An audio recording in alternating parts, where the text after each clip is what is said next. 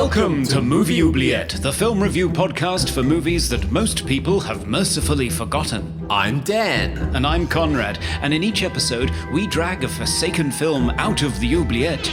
Discuss it and judge it to decide whether it should be set free or whether it should be thrown back and consigned to oblivion forever.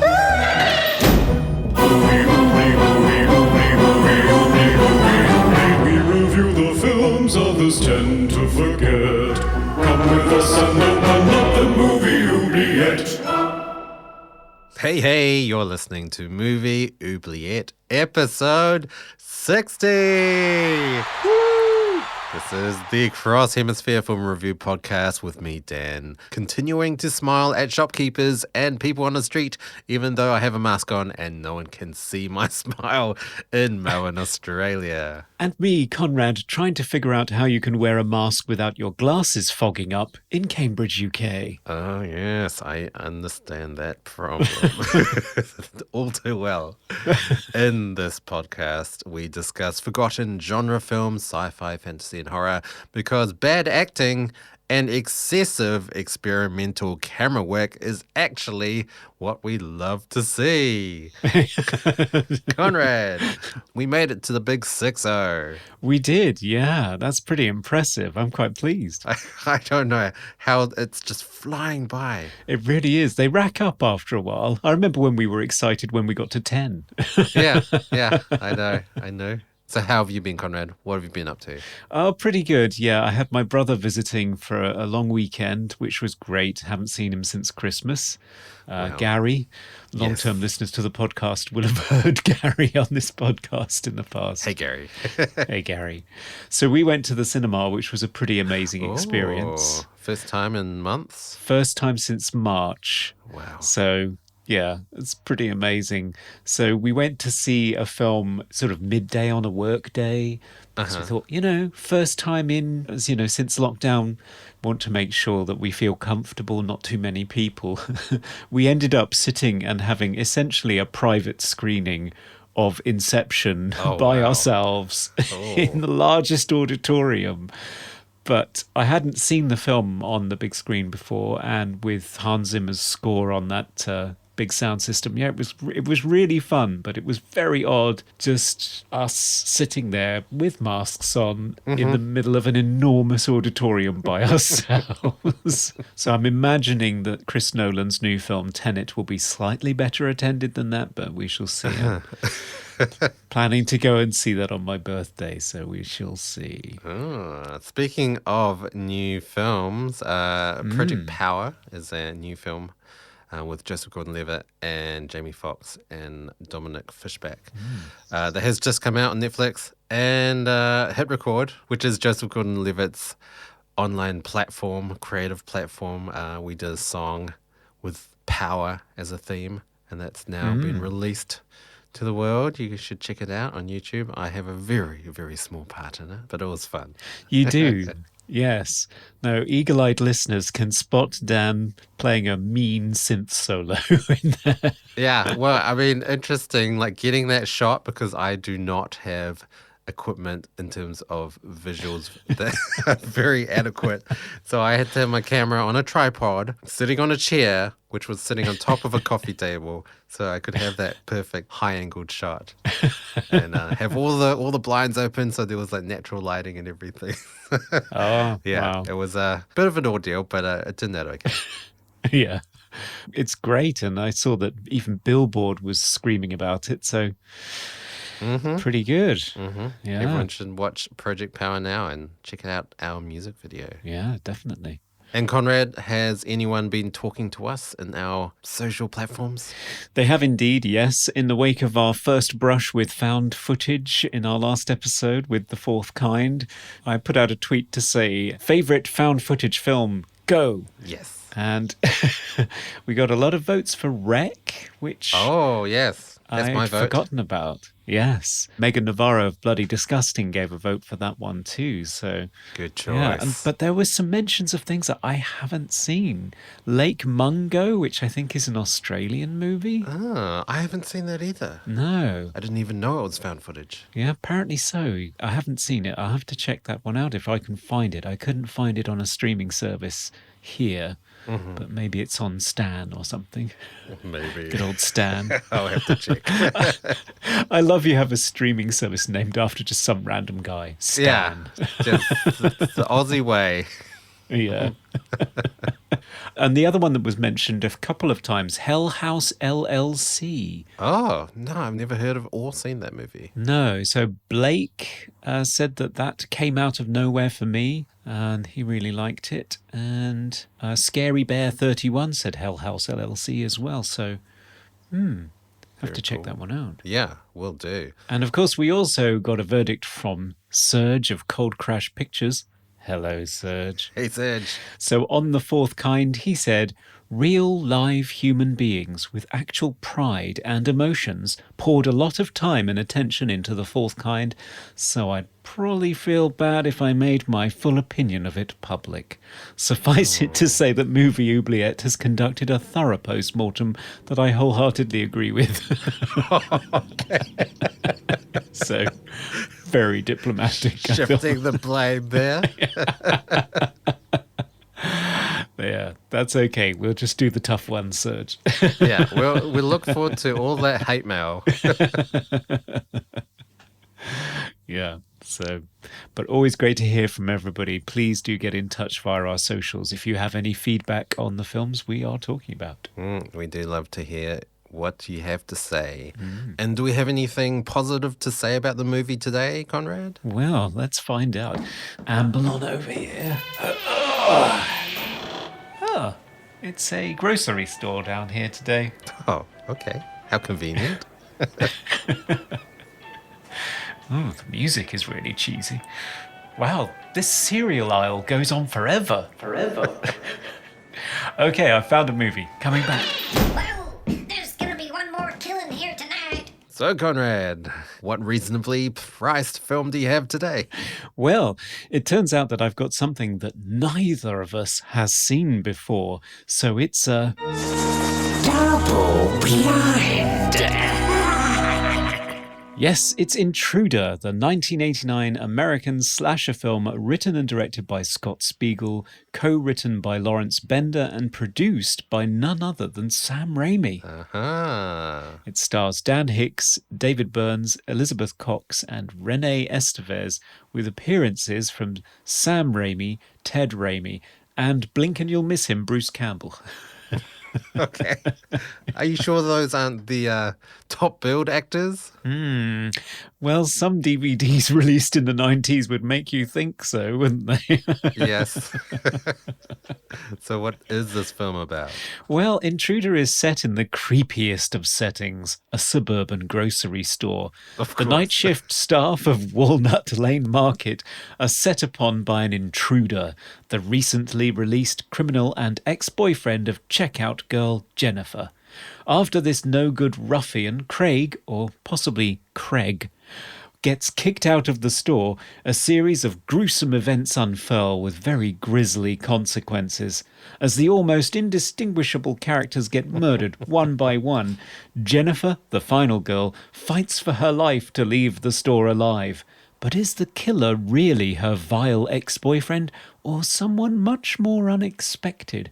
We'll dive headfirst into the mystery packing the shopping aisles of Intruder to find out. After the break.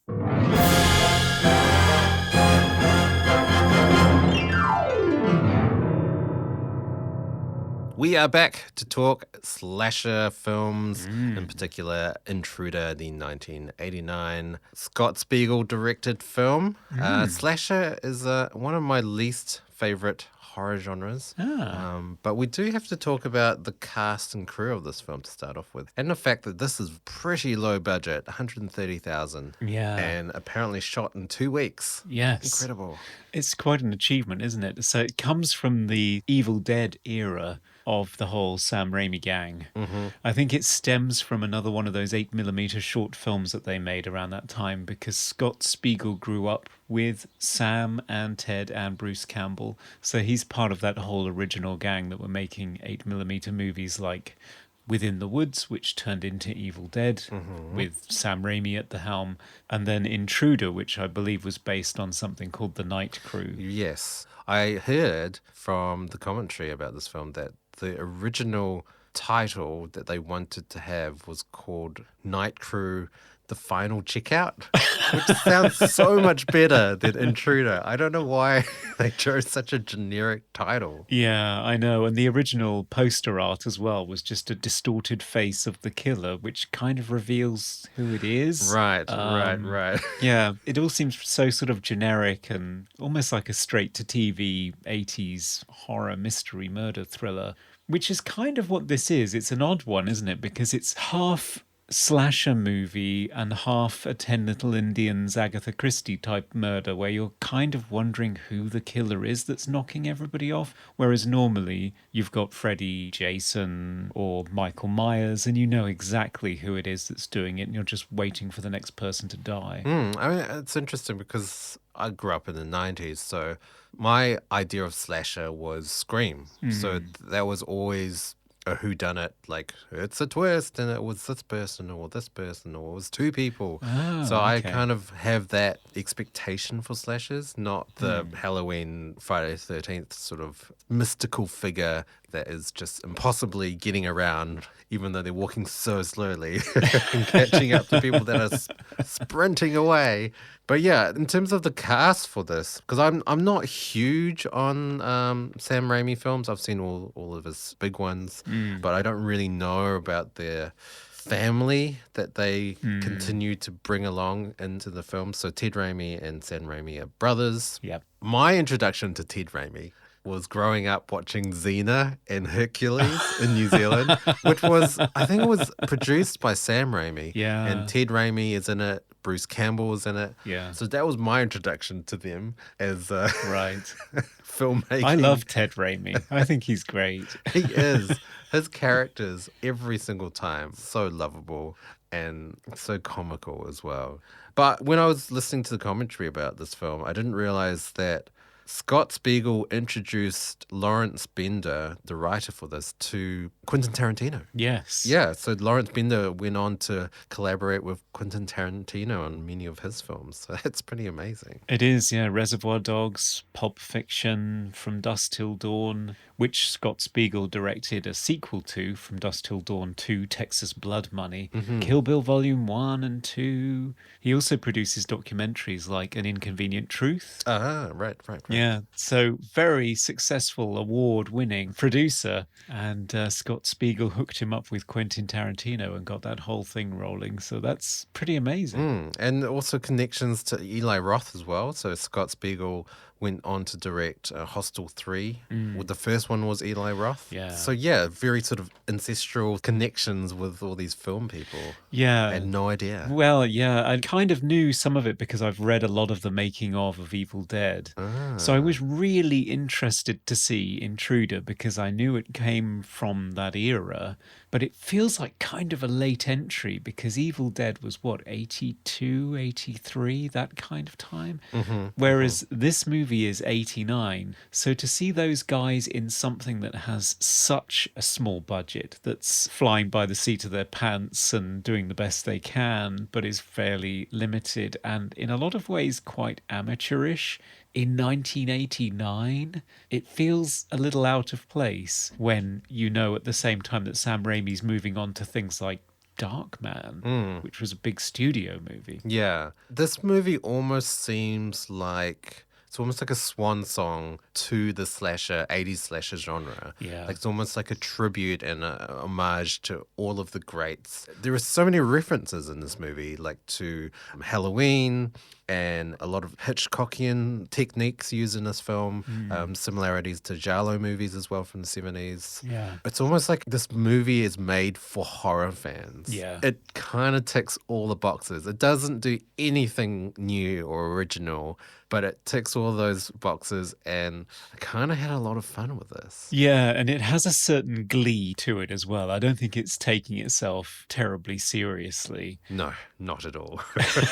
I mean, there are lots of really fun moments in it. Things like when the killer is running after the final girl towards the end of the movie, he pauses to pick something that's fallen off of one of the grocery shelves and puts it back. Yeah, because spoilers here, he is one of the co-owners of the grocery store. So, you know. As he does say at one point in the movie, he's just crazy about this store. But crazy enough to kill the entire staff? Yeah. It's a little bit far-fetched. The premise is ridiculous. Yeah, it doesn't make even the slightest bit of sense, to be honest. But they do have a lot of fun with it. I mean, even before the twist of revealing Bill, the co-owner of the store, as the killer, implying that the ex-boyfriend is the killer is still far-fetched. Why? Why would he be killing everyone to get with his girlfriend? It makes no sense. No, I don't know why he's doing it. There's an altercation right at the beginning of the movie where you're introduced to bad boy Craig, or Craig. Mm-hmm. I don't know what it is about the American approach to pronouncing Craig. It really bugs me. There was a movie, I think it was Parent Trap 3 or something, a terrible sequel movie, but I watched it as a kid, and there was a character called Hawk, like the bird, Right. you know, like the falcon hawk. But Yeah. Americans don't pronounce it hawk, they pronounce it hawk. So I had no idea what his name was because I kept calling him Hawk. Yeah, throughout this movie, I just kept hearing people going, Craig? Craig. What about Crag? Yeah. What are you talking about? Is this even a word? Anyway, cultural differences. But yeah, you're introduced to him early on, and you get this whole backstory about how, you know, he's a Reagan-era 80s nightmare. He got into drugs. He started dealing. He went off the rails. He got convicted of manslaughter, I presume, and went to prison. And then seemingly is out on parole a year later, which seems like a short sentence. Yeah, for murder, no. For murdering someone. It's a bit light, yeah. So shows up at Jennifer's store at work and starts harassing her and even slaps her in the face. And the rest of the employees all help her and throw this guy out. And from then on, you're meant to think that this is the perpetrator, the intruder of the title. Yes. Because every time you see him, you get that low synth resonant sound. But yeah, it's not him. Yeah, no, it's definitely not him. The characters, the most generic named characters I've ever seen in the film. There's a Danny, there's a Bill, a Dave, a Jennifer, a Linda. Who thought up these names? They're so generic. And as well as that, some of them look alike. So I kept So confusing. similar. Is it Tim and Dave? Is it Dave Yeah. that she ends up being attracted to, Jennifer? I got so confused. There were three guys. One of them happened to be Sam Raimi, so at least I could distinguish him. Yeah. But three of the guys were all wearing flannel. So I just thought, flannel guy number one dies here. Flannel guy number two. Well, two of them had sort of that 80s mid-length brown curly poofy sort of Yes. hair, and I just could not tell them apart. One was couldn't do Tim, that. one was Dave, and you get a scene where Tim is spying on them while Dave is tickling Jennifer on the... I don't couldn't know. figure it out. She was laughing a lot anyway. Shenanigans. But I couldn't figure out which one was which and who was dying, really. Yeah, and of course they had to have the obligatory stoner out of it guy that Yes. the guy that plays Bub, worst actor ever. His line delivery, atrociously flat, completely emotionless. Like that one when he was telling the story about Craig being, he got addicted to drugs and started dealing. And then for some reason it ends with, I would have died if my brother hadn't hit him repeatedly with a blender. Like, what story is this?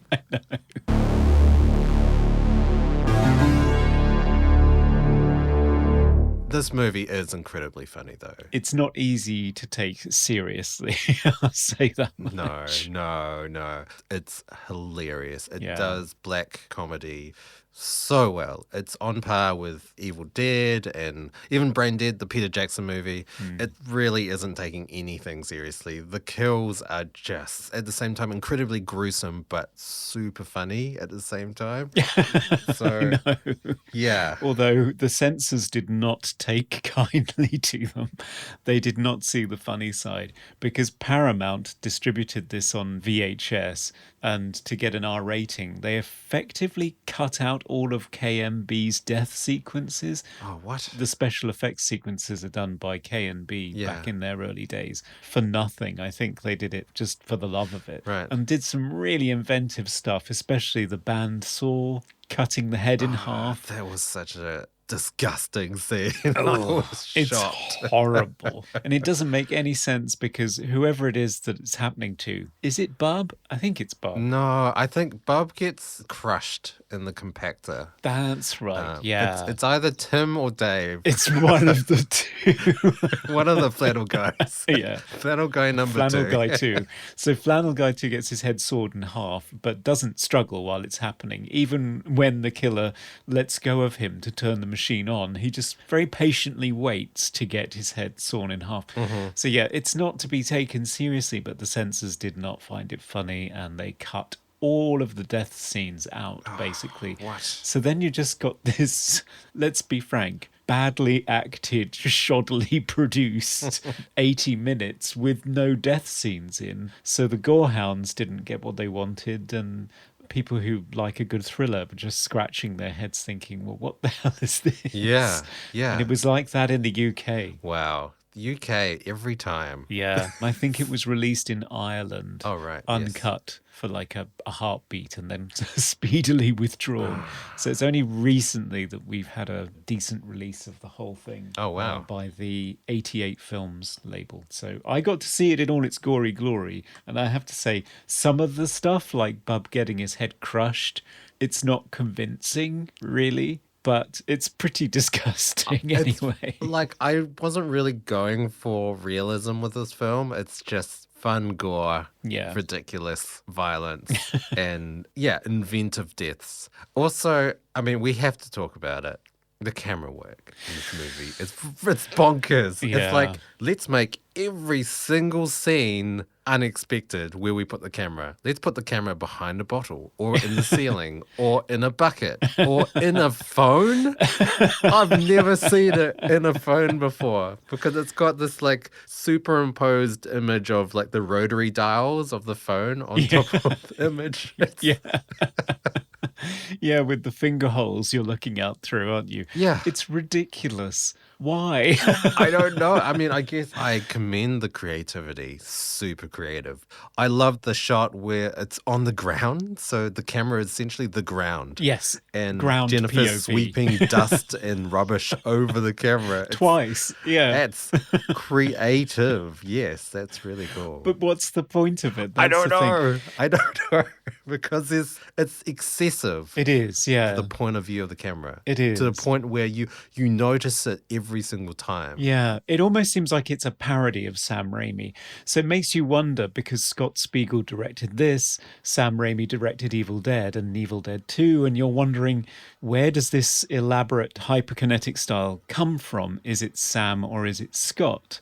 Is Scott copying Sam or sending it up? Or do they both have the same influences and love that kind of thing? I don't know. But in Sam's movies, you get the feeling that all the ridiculous camera placement and attaching cameras to a wooden board and flying it through a swamp and all that kind of thing, it serves a narrative purpose. It's always characterizing something or achieving a certain effect. Sure. Why you are gazing up through the dial of a phone up at one of the characters during a routine phone call, I do not know. There are some weird ones in there too. Like there's one where the camera takes the point of view of a door handle. Yeah.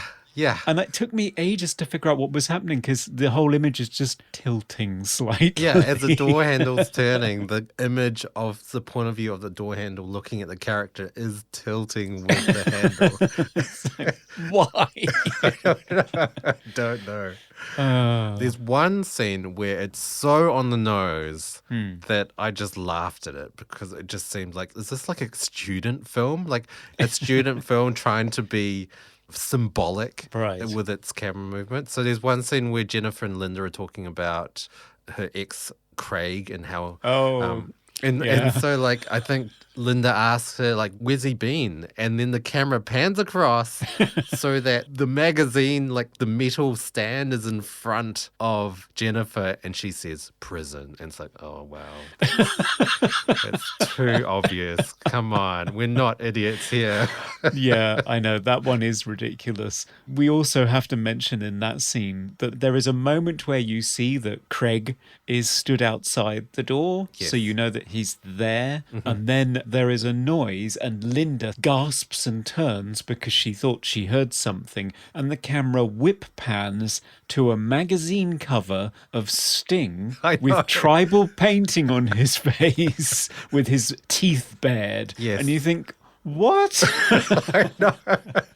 But they pan to that cover again later on in the film for an unbeknownst reason. No, I think this is a literal stinger. That's hilarious. Bad joke. But I don't understand how this magazine got there because that is the cover of a German magazine called Tempo. Oh, is it? Yeah, it was produced from 86 to 96. It's a German lifestyle magazine in German. And you can see that from the text on the front, which includes an article for the female ejaculation, the new favorite child of sex researchers. I translated it. What? What the hell is that doing in this American convenience store? Those imports, I guess. Yeah. They obviously just have a very strong German contingent locally. Maybe. Don't know. I didn't understand how this film constantly showed products and logos and even Sting for that matter. Yeah. And got away with it. How? I don't know. There's a close-up of like Adidas shoes. I think Pepsi. There's Pepsi. There's all the cereal brands that they have on the shelves. know. Like, I don't understand. Normally, films would be sued over things like this. Yeah, they have to get clearance for absolutely every brand that's shown on display. And in some cases, companies pay to get their brands on display. So Like James Bond movies. yeah, exactly. So you can have a whole movie that's underwritten by McDonald's, as in the case of Mac and Me, which is pretty offensive. Yeah, I was wondering that too, because this is a low budget movie, and yet somehow they got brand clearance for about 5,000 different types of cereal, which I didn't even know existed. I mean, back in 1989 in the UK, you got cornflakes and you got Rice Krispies, and that was it, you know. Wow. I'm just looking at this smorgasbord of sugary, calorific, coloured things that they seem to have back then, and I'm just amazed. Yeah, I don't know how they got clearance for it all. It's amazing. I think they got all the food from Dennis Weaver, the star of Spielberg's Duel. Okay. He ran a charitable institution that used to take food that was damaged or something, and he would give it to people who are struggling to get by. So if you look at all the stuff that's on display in the store, it's all damaged in some way. It's like, and they don't exactly treat it well during the movie either. But I think a lot of it is just the magic of a conglomerate, because it's all Great Mills or whatever that owns all of these cereal brands. They just go to Great Mills and say, hey, we're going to put all your cereal brands on a shopping aisle in a movie. Is that okay? And back in 1989, they just said, yeah, fine. I don't know. It just seemed to be easier back then, I guess. Yeah. I mean, the only other reason I can think of is they just didn't think this movie was going to be shown anywhere. Maybe. And they just thought, screw it. We won't even try. Well, I guess none of their products is used as a murder weapon, because most of the murder weapons are machinery. And this is another thing that was just so on the nose with this movie. Like, every single item that they have a close-up of becomes a murder weapon. Yeah, at So some point. the spike in the office for the receipts, or the meat saw, or the trash compactor, or like the butchery meat hooks from the ceiling. They all become weapons. Yeah. And it's something that always happens in movies. You know, you have to show the item first. Otherwise, as a viewer, where did that item come from? But there are so many of them that it got predictable. Like, okay, I know how he's going to kill the next person with this thing that they've just shown. Yeah, it's not just Chekhov's gun, it's Chekhov's bandsaw, Chekhov's meat hook. It's like it's like a shopping list of Chekhov's items. And then you check them off. Yeah.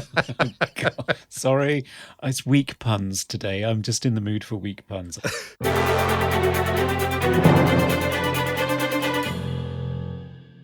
Another sort of film technique, often in horror movies, before a death, they'll cut to something that's kind of similar. So I was thinking of in Black Sheep how I think one of them gets attacked and then it cuts to someone slopping some baked beans into a pan. And it's because you're comparing, it's got the same context. And with this movie, just constantly, someone would be almost off or about to get killed, and then cuts to someone slicing a watermelon in half. Yeah. Or someone gets hit by a hammer, and then cuts to someone dropping a bag of potatoes on the ground.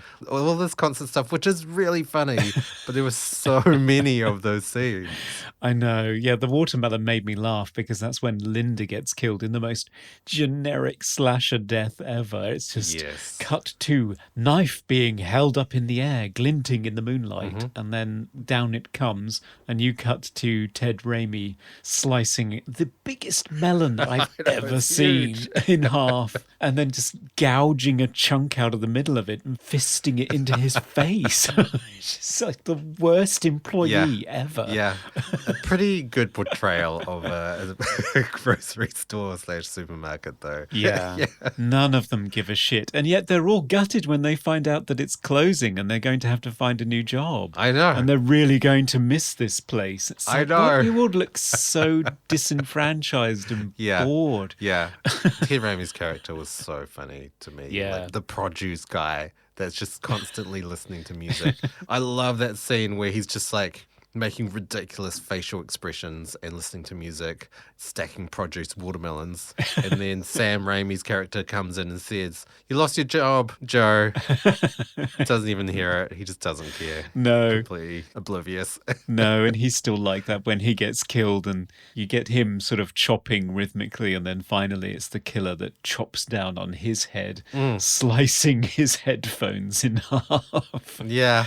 It is almost like a parody of a Friday the 13th movie, I think. Yeah. For sure. That's what I was saying. Like, it does seem like sort of a love letter to slashers, to horrors, to Hitchcock, to Giallo. There are so many sort of references with all the kills and all the humor involved in all the kills as well. Yeah. I don't know, the twist as well. What did you think about the twist? Well, I could kind of see who it was because you see a silhouette of the killer a few times before he strikes. Ah. So I kind of guessed before, but also I didn't really care. Yeah. I wasn't all that fussed who it was. So, yeah, I don't know. It wasn't really a massive revelation to me. And it didn't make an awful lot of sense either, because I know that he didn't want the co-owner who decided to sell the store to... He didn't agree. He didn't want to sell. So he rams his head into this prominent spike on his desk, which, fine. But then why does he kill everybody else? I don't understand why he does that. They threw that other guy out, and then you go upstairs and start screaming and say, "Oh, our boss is dead," because the boss was the one that had the most prominent altercation with Craig. So would have been fine. Have all the witnesses to that argument. Great. But no, he kills absolutely every single person present and dismembers them and puts parts of them in prominent places so that other people can find them, like an eyeball in with some olives and hands in the lobster tank. And why? Why is he doing it? I don't know. Even the bread delivery guy that comes early in the morning, he kills him as well. It's like, what? What are you trying to achieve here? I know. I mean, he kills him outside, smears all his blood all over the front door. I mean, isn't that just a big telltale sign that there's definitely a lot of murder going on in this store? Yeah. That's the director too. Yeah, the cameo. Yes. It's not exactly the slickest serial killer whodunit ever. And yet, the ending, shall we talk about the ending now? Oh, the ending. He kind of Yeah. gets away with it. Well, yeah, he does. And Jennifer and her not so evil boyfriend Craig get the full blame because he happens to be holding the bloody cleaver and with the owner in the background dying from bleeding out. And I was waiting for Bruce Campbell the entire film. I and know. wondering, is he the killer? Like, what is going on? Where's Bruce Campbell here? And he just shows up right at the very last scene as a policeman. Yeah. What? I know. I feel ripped off. Me too, because his name was in such big letters on the front of the cover. I did count, actually, and the severed hand that's in the lobster tank, that gets more screen time than Bruce Campbell. Wow. Because you keep cutting back to that severed hand in the lobster tank. It's like 4 times. Why? Ted Raimi, Sam Raimi, and Bruce Campbell are sort of top billed on a lot of the promotional stuff for this film, but Yeah. Ted doesn't even really interact with any of the other characters. He gets killed without even knowing he's getting killed. Sam is a very small character, and Bruce Campbell shows up for about 10 seconds. At the end of the movie. Yeah. That's I know. false advertising. It is. It's more like extended cameos. I mean, Sam Raimi is cute in this. Yeah, super young. He's super very young and quite funny, and he gets thrown through a display of Pepsi cans as soon as he turns up on screen. So full-on Three Stooges style comedy going on there, which is great. But yeah, he's not the star of the film by any stretch of the imagination. And neither is Renee Estevez, who's also prominently credited on some releases of the film. She's Linda, and she's the first to die. This member of acting royalty, the Sheen Estevez family, who was in The West Wing for a long period of time. She's not the star of the movie. The star of the movie is Elizabeth Cox, who, I have to say, probably not the strongest actor out of the two, or even the whole cast, really. I didn't mind her. I thought she was okay. She was better than the guy that played Bub. Yeah. He was atrocious. Yeah, he was. But she hasn't really done anything else since. She was in Night of the Creeps and The Wraith. And that's all I could really see that she's been in. Yeah, and it has to be said, I think they suffer from the amount of time that they had to make this movie. There are signs, despite all of the elaborate setups and the inventiveness and the humour and the ridiculous special effects sequences, there are obvious hints of how limited their resources were. There are scenes like the scene with her and Dave, possibly Tim, Flannel Guy 1 anyway, where they're talking about how sad they are that they're losing their jobs, and they sort of connect for the first time, and she makes sure that he's not still going out with Carrie. And they sort of make plans and acknowledge that they're into each other, but it's shot in one medium side shot of both of them talking to each other, and somebody, I think it's Bill, speaks off camera, and the sound is really bad and you can't hear him, Right. and it feels really awkward. So it's clearly take one, we've got to do this scene,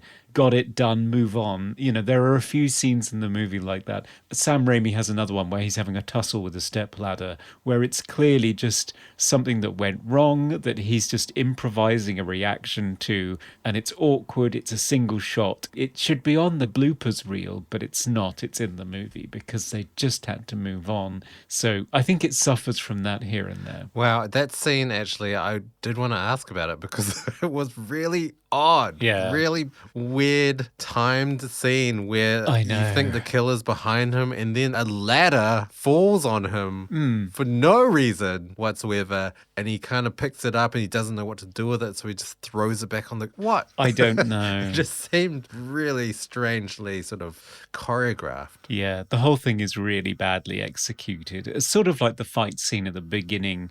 It's not slick. There are lots of delays between punches, and you sort of see the beginning of a shot where everybody stood around looking awkward and then something happens and then pause and then cut. It's all a bit amateur, really. Sure, yeah. They're doing something very complicated in 2 weeks, so you have to cut them some slack. I'm amazed. 2 weeks, 130,000. That is impressive. It is, yeah, for sure. Now it's time for Random Trivia.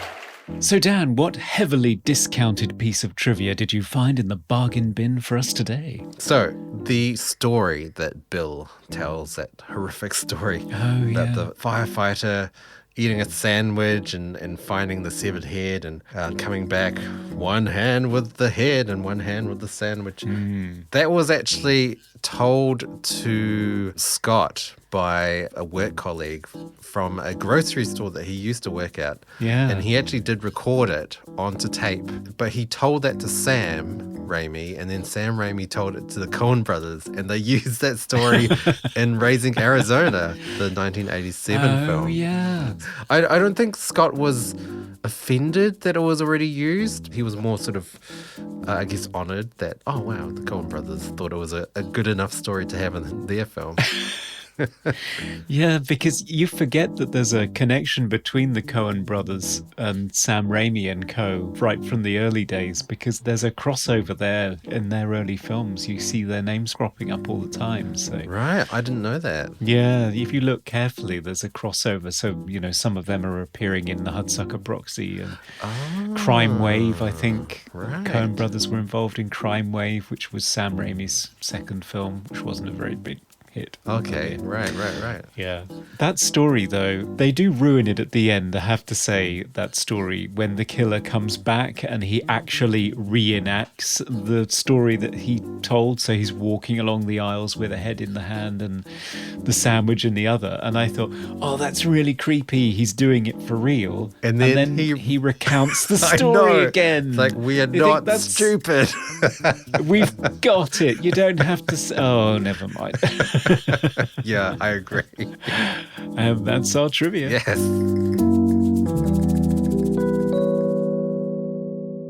There are some moments of genuine subtlety in the movie that I quite liked. There's a misdirection in the POV shots that I mentioned before, where Dave and Tim is spying on Dave making out with Jennifer, and then you cut back to the couple, and then you cut back to the POV shot that's Tim's, but Tim enters the frame from screen right, an aisle closer, and then you realize, hang on, this POV is somebody else's, and that's really creepy. Yeah. And there's a very well choreographed scene where Sam Raimi, who's the butcher, he's moving back and forth in a freezer, and he opens the freezer door, and you think when he closes it, it's going to reveal the killer. But no. But if you look carefully, you see that the biggest knife on the knife stand behind him has gone in the interim. Right. They kind of ruin the subtlety of the moment by having a very, very loud knife scraping noise on the soundtrack. Yeah, I heard that, yes. But if that hadn't been there, there is some subtlety to that that's creepy that you may not even catch first time around. I did like how they sort of disguised the killer. It's super cheesy with the whole point of view of the killer and then heavy breathing. Oh, of course. A la Halloween. But they kind of pulled it off. Yeah. And the red herring of Craig being caught outside by Bill, and then they have a tussle, and then Bill gets knocked out by the hammer. I don't know. I kind of liked the misdirect with that, even though it was a little bit predictable, but they tried. Yeah, they tried. So I think there's a lot in there, even though they were very limited and they had limited time. And sometimes the cheapness and the lack of resources shows up, but sometimes it doesn't. Sometimes there's some intricate stuff in there that I really appreciated. Yeah.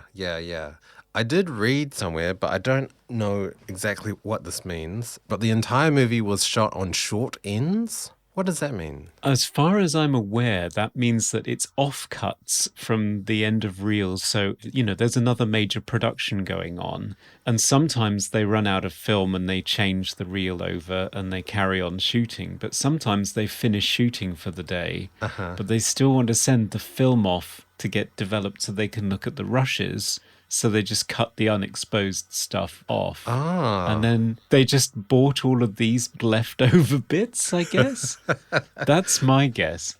Yeah, a short end is a partial roll of unexposed film stock left over during a motion picture production and kept for later use. The short end may be sold to a film dealer who will resell it to productions who are in a position to use it. So, a way to save money. It is, yeah. It's quite a cunning production approach. Does that explain why there are some scenes where there are lines on the frame? Yeah, there are a lot of bits of film damage in the movie that they haven't lovingly restored, even in the new 4K scan of the camera negative that I've got. Okay, that makes sense now.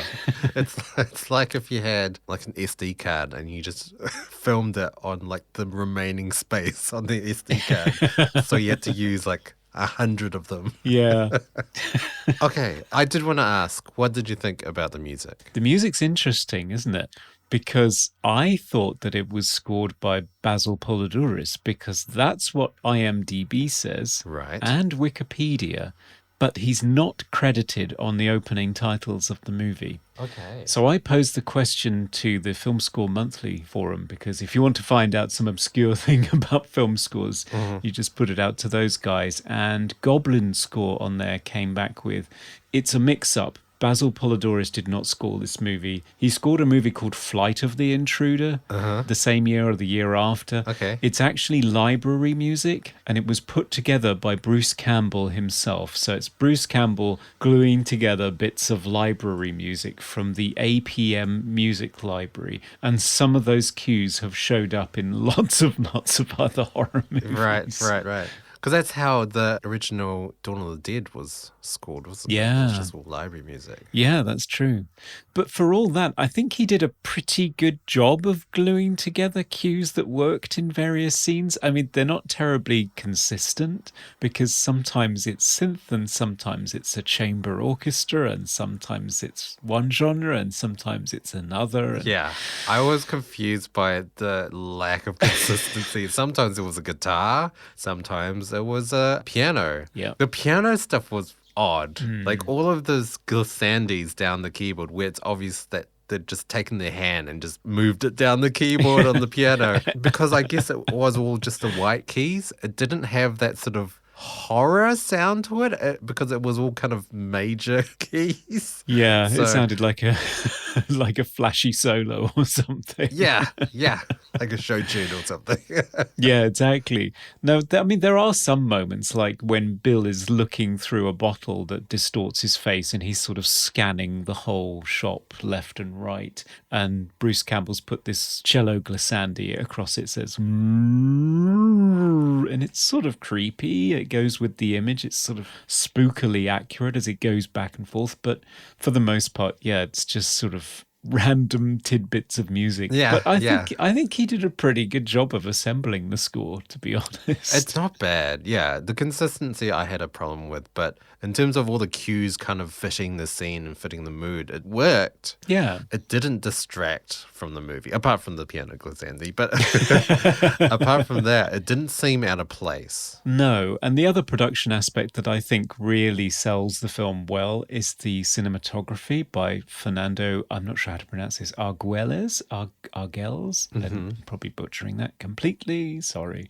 But it is well lit for a film that is shot on such a tight schedule and such a small budget. There are some nice flashy bits of atmospheric lighting going on in there, like shafts of light crossing aisles as she's running through them at the end of the movie, and blood patterns on windows being beamed across her face because there's a strong light source outside. There's some really nice stuff going on in here in terms of the lighting. I did notice good use of reflections as well on glass, on metal. Yeah. Good use of depth of field as well. Not the sort of thing you see in sort of low budget horror specifically. No, and the other thing I'd like to say about the movie is that although it's a slasher movie and it was pounced upon by the censors, it's not exploitative.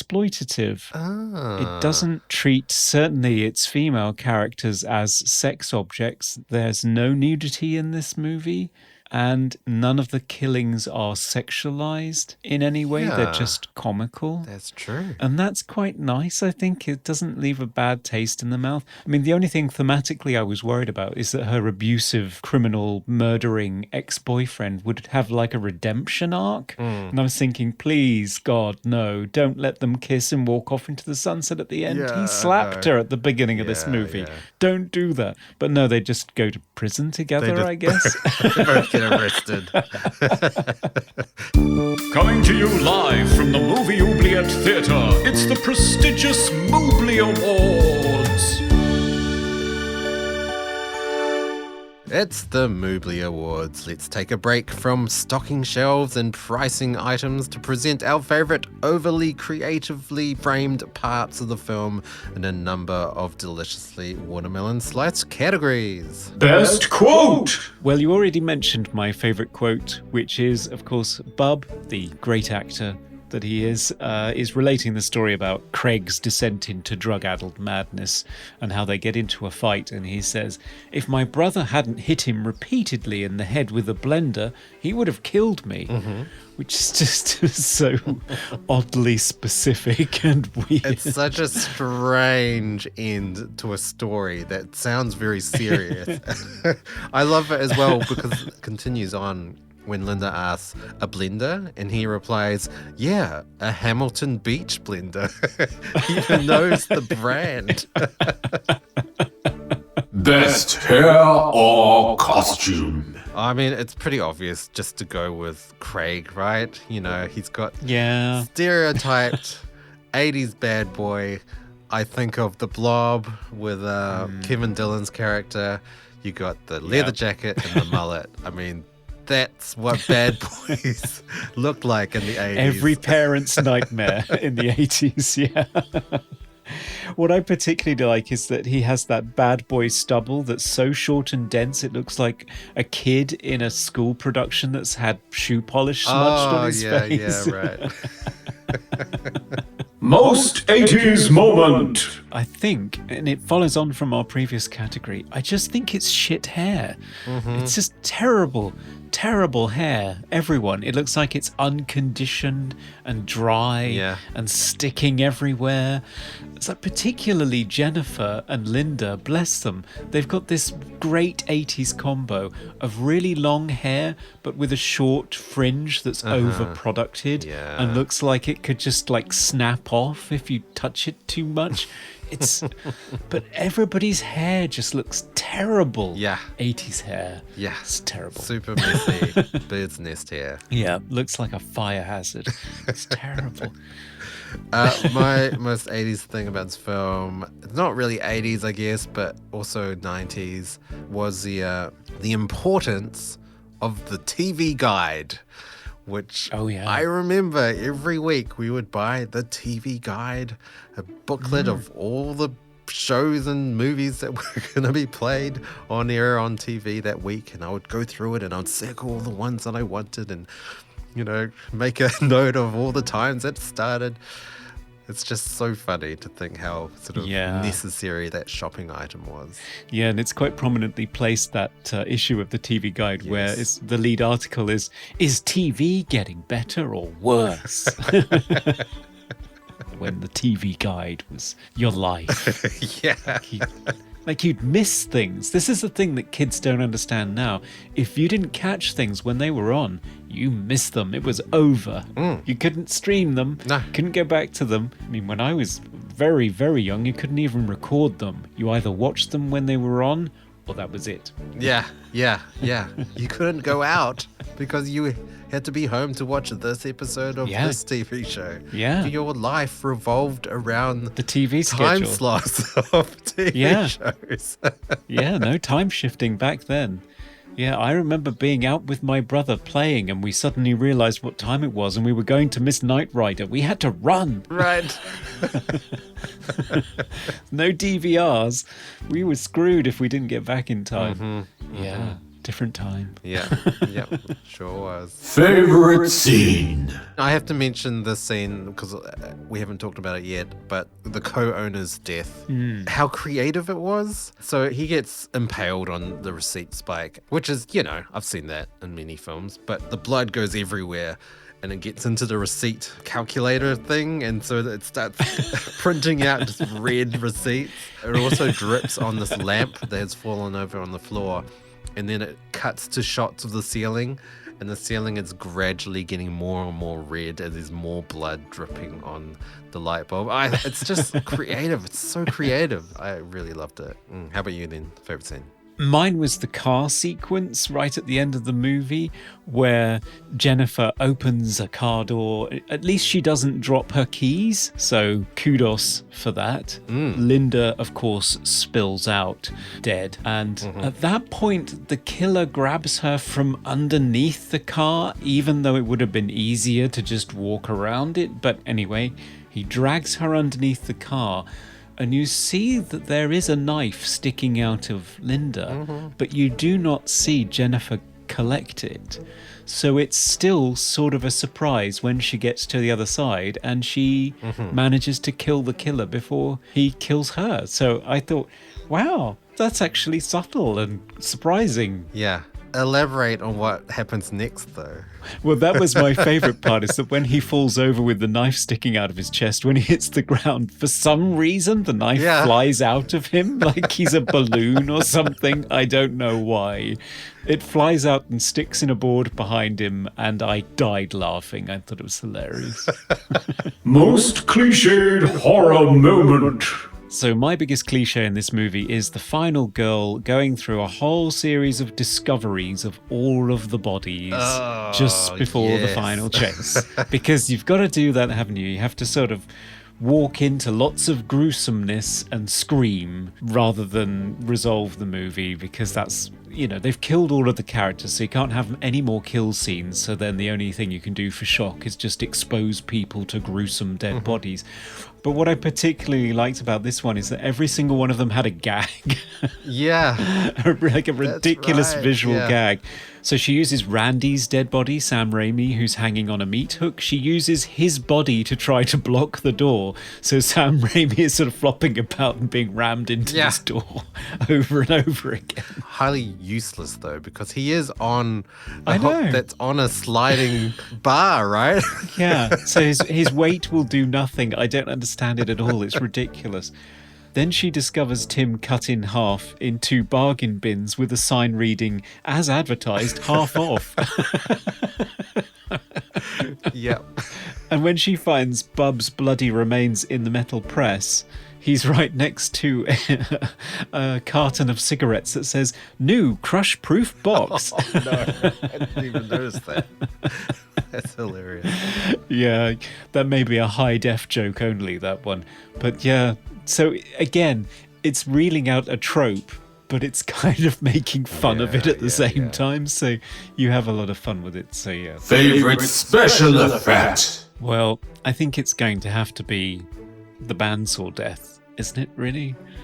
100%. Yeah. Agreed. It made it to the cover of Gore Zone magazine, which was a sister publication of Fangoria for a while, and apparently was taken off of lots of shelves because it was just too disgusting. Right, yeah. I mean, it was horrifying to witness. I mean, his body's writhing around and he's screaming, and you can see the bandsaw going through his head as he's screaming. It's disgusting. Yeah. It's one of those things that will scar a kid for life. Best sound effect. This is less of a favorite sound and more of a criticism of 80s sound effects. 80s punches. Yes. Why? It's like they all had the same stock library of 80s punches to use.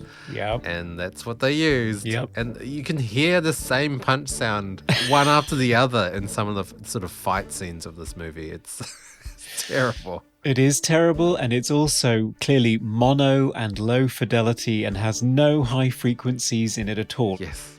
And how about you? Favorite sound?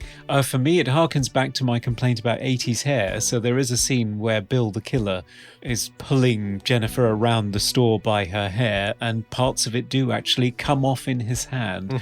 And when it does, it sounds like Velcro, or he's sort of twisting off a hunk of straw from a hay bale or something. It's just this really dry, horrible ripping noise. And I thought, yeah, that's probably about right for 80s hair. With too much hairspray on it. Crackling with the hairspray. Exactly. So it just made me laugh. Most funniest scene. So mine was a funniest shot, and it's the shot of Jennifer running from the killer right at the end of the movie in front of all of the aisles. And it should be this stylish, dynamic, visually arresting shot where you just catch glimpses of her as each aisle brushes by the camera. But it's completely undermined by the fact that they didn't have a dolly that could move fast enough for this. So Elizabeth Cox is running as slowly as she possibly can, and it looks like she's doing some sort of performance art piece, just sort of gingerly leaping from one foot to the other, or like she's about to launch into a flash dance number or something. It just, I was roaring because it is not a woman running flat out away from a killer at all. It's just ridiculously silly, and it made me laugh. I had to rewind it and watch it again because I enjoyed it so much. Yeah, and the aisles look so similar. I swear I saw the same aisle twice. It's just all breakfast cereal. That's all they have. Breakfast cereal and brandless detergent, like white label detergent of some kind. Yes. Yeah. What about you? My favorite funny scene is Ted Raimi's death scene. It's so good. I mean, we've mentioned it. He's cutting the watermelon, and then the final chop. It's not the watermelon, it's his head.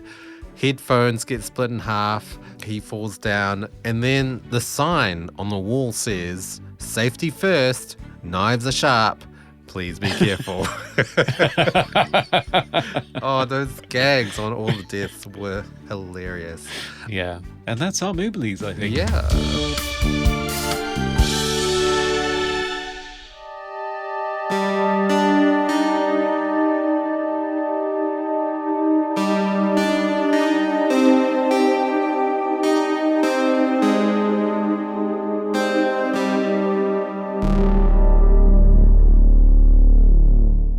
It's the final part of the podcast where we present our closing argument of Intruder, whether it should be released from its life of mundane, repetitive tasks at the grocery store to be praised by all, or should it be sliced in several small pieces by a series of creative means, only to be vacuum packed and stored away in the meat freezer section of the oubliette, sealed away forever. Conrad, final thoughts. Yes. Well, I hadn't seen this movie before, and neither had you, because this is a double blind.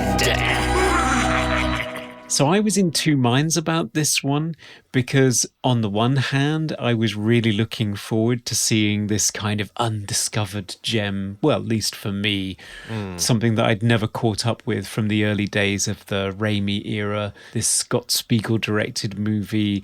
And I was hoping that it would be in the same vein as The Evil Dead, and it would be really fun and visually inventive. And it is. On the one hand, it feels sort of like a parody of Sam Raimi's visual style, or a rip-off of it in a way. Sure. And it seems strange that in 1989 you'd see something that was so amateurish and clunky. It feels 10 years late kind of thing. But I had so much fun watching it. And even though there are parts of it that are really rough and dodgy and really show the sort of limitations that they were working with, there's so much visual inventiveness and so many visual gags and such a lack of exploitation and nastiness and sexism or misogyny or anything like that that you see in other splatter movies, that I just had a blast with it the whole time. And if you are one of the people like me who have missed out on this one, that love Sam Raimi but have never explored Intruder, I think I would say you'd have a really good time checking it out. I think if you're the kind of person who doesn't like slasher movies, and particularly doesn't like really grisly, explicit gore, you're not going to enjoy this movie. So stay away. But for others who love that kind of stuff, I would say check it out. How about you? Yeah, this movie is right in that sort of group of movies where they don't take itself seriously. It knows it's kind of a B-grade movie. It's not trying to have exceptional acting or well thought out plots or anything. However, it is trying to be as gruesome as possible and in all the funniest ways. So it's in the category of Evil Dead and Brain Dead and all those kind of really ridiculous 80s gory black comedy movies, The Blob and another movie that we've covered. And I think the key here is just don't take it seriously. Just don't overthink it. It's just fun. It's gory. It's a love letter to horror and slashers and Hitchcock and Giallo and Halloween. And it ticks all those boxes. And if you are a horror fan, this is a must watch. Like, I would put it as Nightmare on Elm Street, Halloween, Friday the 13th, Intruder.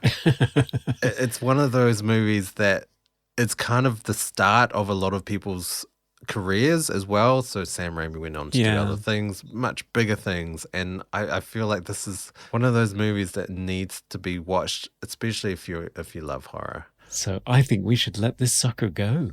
Yes. I'm just crazy about this store. Bye. Never work a 9 to 5 for $2 an hour again. Talking about prices, though, the price of cigarettes in this movie is $1.35. That's like nothing. I think the price of cigarettes here now, a packet is like $30. It's ridiculous. Oh my God. Yeah. No, that doesn't surprise me actually, because right about the time that I quit smoking, I was starting to think, God, this is a bit expensive. Yes. And I think I checked recently to see what it is now, and it's horrific. It's like cripplingly expensive. Yeah. Yeah.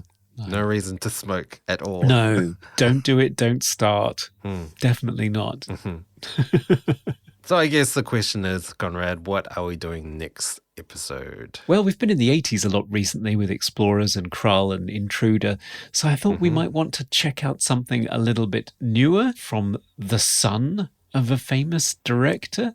So next time we're going to check out the 2012 Canadian-French science fiction horror film